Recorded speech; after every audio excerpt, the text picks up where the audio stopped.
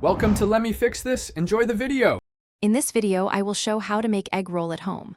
Start by washing and chopping cabbage, carrots, and green onion finely so they cook quickly. Heat a pan with oil and sear ground pork until browned, then add garlic, ginger, and soy sauce for flavor. Cook vegetables until just tender, mix with meat, and let filling cool before wrapping to prevent soggy wrappers. Combine the cooked protein with shredded cabbage, carrots, and bean sprouts in a large bowl for texture. Add 2 tablespoons soy sauce, 1 teaspoon sesame oil, and a pinch of sugar, then toss thoroughly to distribute seasoning.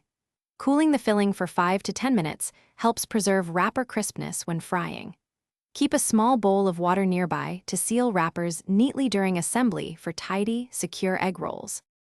If you're enjoying this guide, please subscribe and like to support more recipes and tips.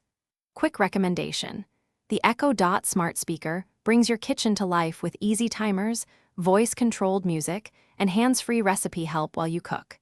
It's compact and useful for setting timers or streaming playlists during prep. Check the description for the link and other deals, and now let's get back to the video.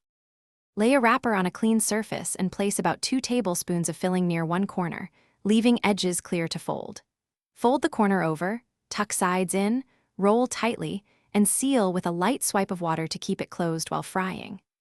Heat oil to 350 degrees F and fry in small batches until golden and crisp, then drain on paper towels to remove excess oil before serving with dipping sauce. Thanks for watching. If you found this helpful, don't forget to like and subscribe.